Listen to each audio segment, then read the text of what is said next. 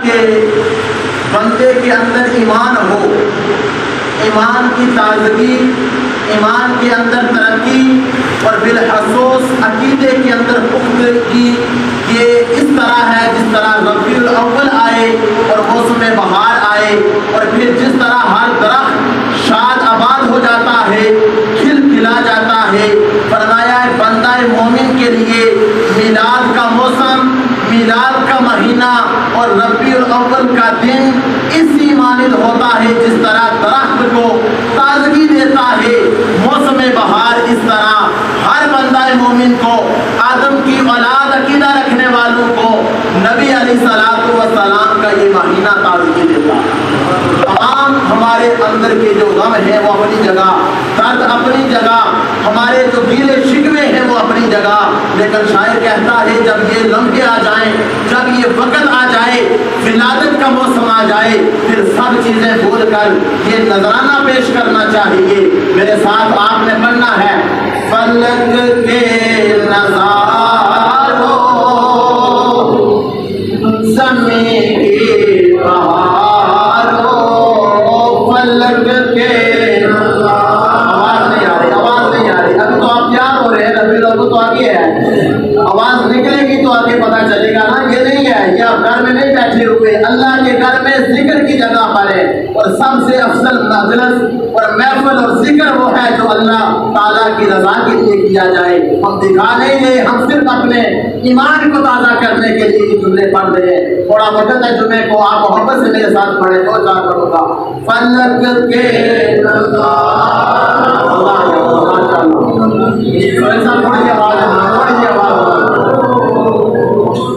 فلک کے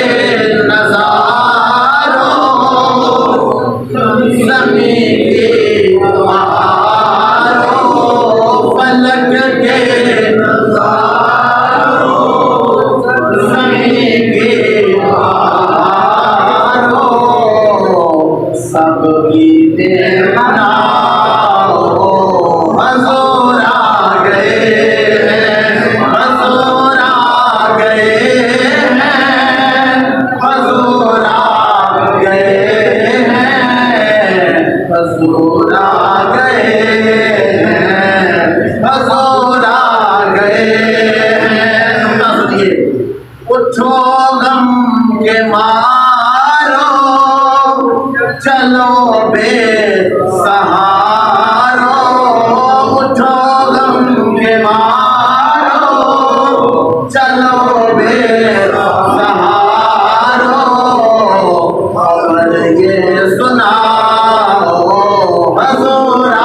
گئے ہیں، حضور آ گئے ہیں، حضور آ گئے ہیں، حضور آ گئے ہیں، حضور آ گئے ہیں، حضور آ گئے ہیں، حضور آ گئے ہیں، حضور آ گئے ہیں۔ حلیمہ کو پہنچی خبر آمنہ کی، میرے گھر میں آؤ، حضور آ گئے ہیں۔ حلیمہ کو پہنچی خبر آمنہ کی، میرے گھر میں آؤ، حضور آ گئے ہیں۔ ماشاءاللہ، اللہ تعالیٰ آپ کے ذوق کو سلامت رکھے۔ آج 1400-1500 سال کے بعد اگر ہم چند جملے پڑھ کر، چند لمحے تصور دل میں لا کر کتنے خوش ہیں، تو بتائیں جب حضور کی ولادت ہوئی، کیا سبحان اللہ! جن لوگوں نے وہ مقام دیکھا، نبی علیہ السلام کی اماں والدہ سیدہ طیبہ طاہرہ آمنہ فرماتی ہیں کہ نبی علیہ السلام کی جب ولادت کا وقت قریب آیا، آسمان کے سارے ستارے میرے ذہن کے قریب آ گئے۔ فرمایا سنو، آسمان کے سارے ستارے میرے بیٹے کے قریب، اور یاد رکھنا نبی علیہ السلام کی ولادت پر ایک نور چمکا جس سے شام کے محلات بھی روشن اور منور ہو گئے. فرمایا قیامت کی صبح تک ایسی کوئی خوشبو ہم نے نہیں سنی جو خوشبو اس وقت نبی علیہ السلام کی ولادت پر اللہ تعالیٰ نے ہمارے ہاں میسر فرمائی اور فرمایا کہ نبی علیہ السلام کی ولادت ہوئی. خانہ کعبہ میرے حجرے کی طرف جھکا. حضرت عبد المطلب حضور کے دادا جان مکہ کے اندر تھے. کعبے کی جنبش دیکھی, جھکنا دیکھا اور اسی طرح گھر میں پہنچے. خبر پہنچی کہ آپ کے ہاں نبی علیہ السلام کی ولادت ہوئی. تو اسی جگہ پر عاشقاں کے امام نے لکھا, کعبہ جب جھکا اس کو دیکھ کر کہا, حاجیوں آؤ شہنشاہ کا روزہ دیکھو. حاجیوں آؤ شہنشاہ کا روزہ دیکھو. ارے کعبہ تو دیکھ چکے, اب کعبے کا کعبہ دیکھو.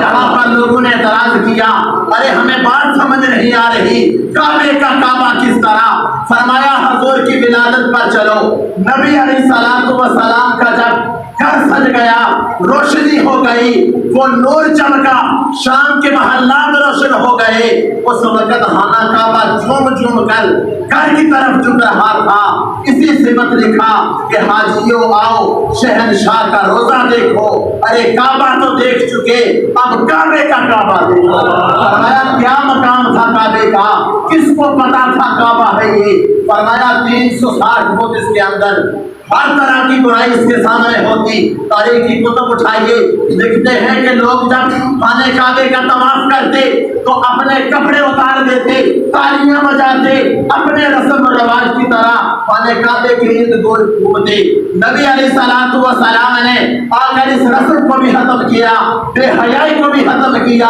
اور ہر جگہ مقام اور مرتبہ بتلا دیا.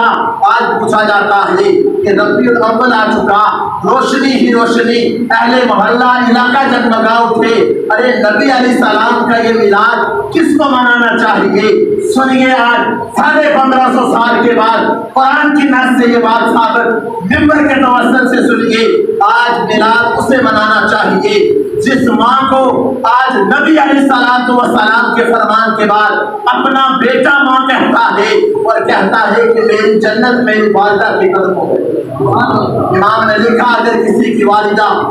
شریعت کی پابند بھی نہ ہو, 5 وقت کی نمازیہ بھی نہ ہو, تہجد گزار بھی نہ ہو, روزوں کا اہتمام بھی نہ کر سکتی ہو, تعلیم یافتہ بھی نہ ہو, لیکن دنیا میں تمہیں لانے کا ذریعہ وہ بنی, تیرے باپ اور تیری ماں کی وجہ سے تو دنیا میں آیا. آج ترقی کے اس منار کو لوگ چھوڑنا چاہتے ہیں, دانشوری اور عقل کے بلبوتے پر فیصلے کرتے ہیں. فرمایا اگر ماں گنہگار ہی صحیح لیکن اپنے رب کی گنہگار ہے, اولاد کے لیے اتنا بڑا مقام ہے جس طرح ایک متقی پرہیزگار ماں اور باپ کا مقام ہے. فرمایا اس نیک بندے کی ماں کے قدموں کے نیچے اس کی جنت اور تیری جنت, چاہے گنہگار ہو تیری ماں کے قدموں. تو پتہ چلا جس ماں کو مقام ملا, جس بہن کو مقام ملا, جس والد کو مقام ملا, اسے محفل میلاد منانی چاہیے. کہہ دو سبحان اللہ. میں ایک بات آپ کے سامنے رکھوں, عرب کے اندر ایک میلہ سکتا تھا, جس طرح اس دور میں بیساکھی ہوتی ہے, اس کو اوقاز کا میلہ کہا جاتا. لوگ اپنے 50 سال 70 سال کے ماں باپ جب بوڑھے ہو جاتے, گھر سے اٹھا کر اس منڈی کے اندر لے جاتے, اور اس منڈی کے اندر جن لوگوں کو اللہ نے یہ دنیا کا مال و زر دیا, جن لوگوں نے عرب کا ماحول دیکھا, تاریخ سے پڑھا, وہ لوگ اس بات سے بخوبی آگاہ ہیں کہ وہ لوگ جا کر اس منڈی کے اندر, جس طرح آج ہماری منڈیوں کے اندر جانوروں کی بولی لگتی ہے, جانوروں کو خریدا جاتا ہے, موٹا تازہ جانور دیکھ کر قربانی کے لیے لایا جاتا ہے. گھر کے اندر اگر کسی گائے بھینس کو لانا ہو, دیکھ کر لایا جاتا ہے. لکھتے ہیں کہ اسی طرح موٹا تازہ غلام وہاں سے وہ لوگ خریدتے, وہاں سے گھر کے اندر کام کرنے کے لیے اس عورت کو خریدا جاتا. کم از کم اندازہ کرتے کہ 5-10 سال ہمارا کام یہ کر سکے گی. اس وقت اپنے ہاتھوں سے سگا بیٹا اپنی ماں کو فروخت کر دیتا, سگا بیٹا اپنے والد کو فروخت کر دیتا، بلکہ یہاں تک لکھا گیا کہ نبی علیہ الصلوۃ والسلام کی بارگاہ میں صحابہ بیٹھے ہیں، ابن زید عمر کا ذکر ملتا ہے، انصاری صحابی ہے، عرض کرتے ہیں یا رسول اللہ صلی اللہ علیہ وسلم ہم نے بڑے زمانے دیکھے، بڑے معاملات دیکھے، ہم نے غربت میں دیکھی، دور جاہلیت میں دیکھا، لیکن آج حضرت کعب کے بارے میں فرمایا دو باتیں دور جاہلیت کی میرے ذہن میں گردش کرتی ہے، ایک بات پر مسکرانا شروع ہو جاتا ہوں، دوسری بات کو جب بھی اپنے ذہن میں لاتا ہوں اس پر رونا شروع ہو جاتا ہوں۔ نبی علیہ الصلوۃ والسلام نے پوچھا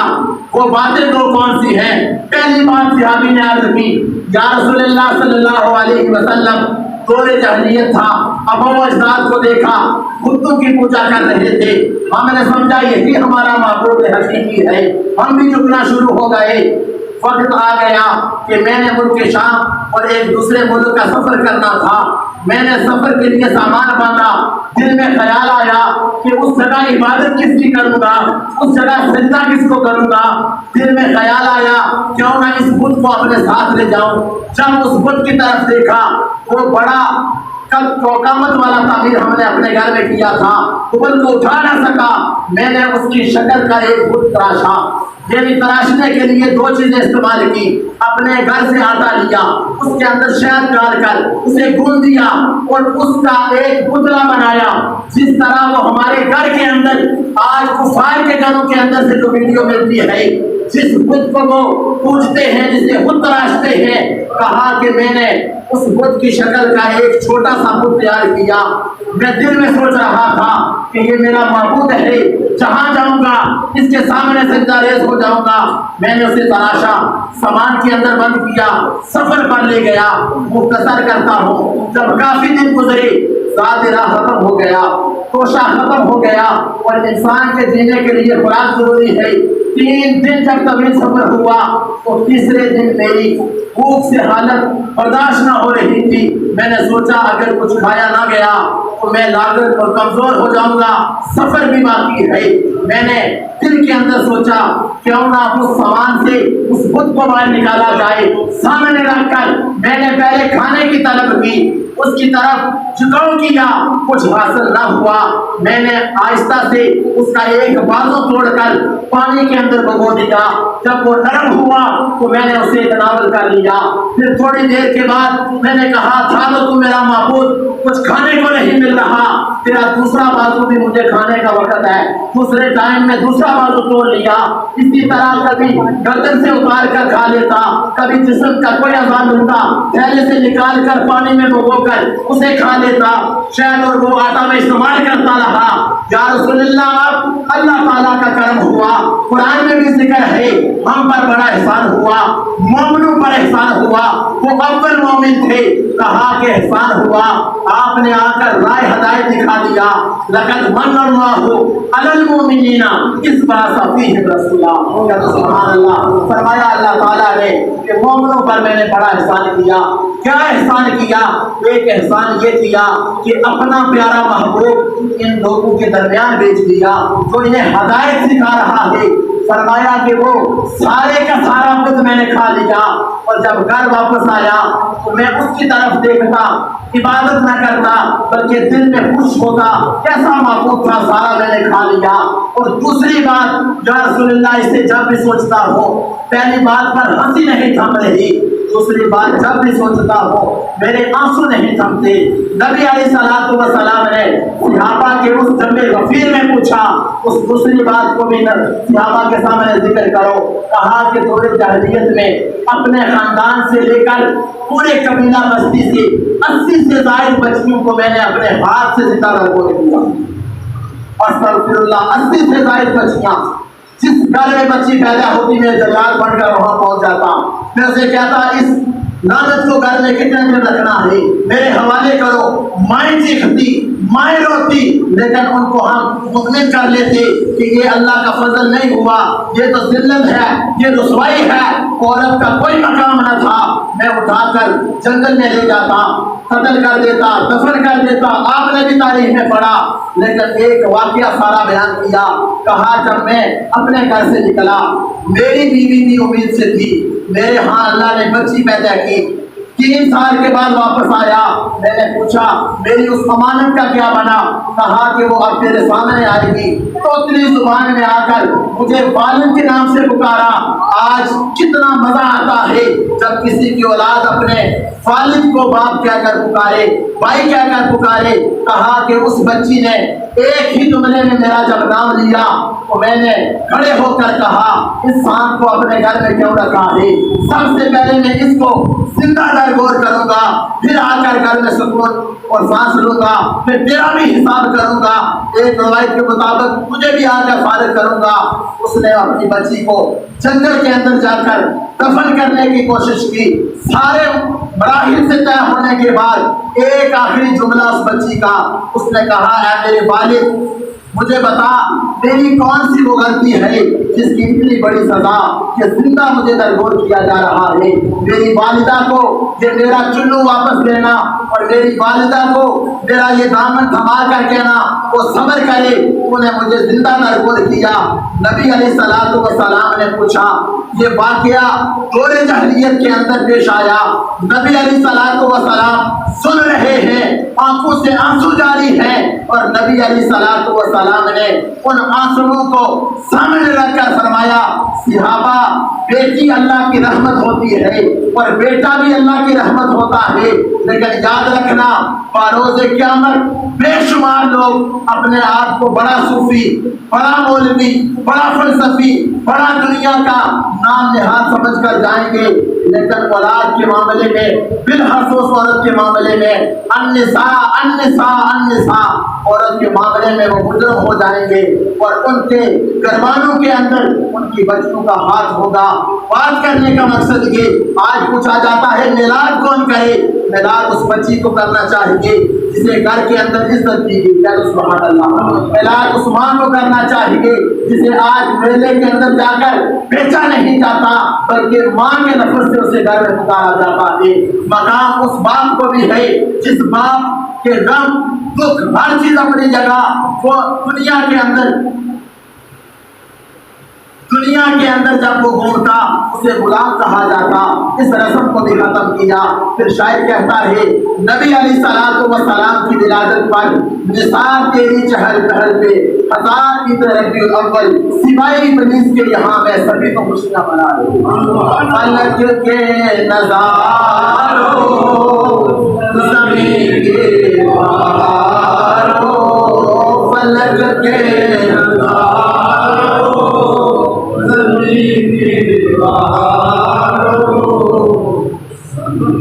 نام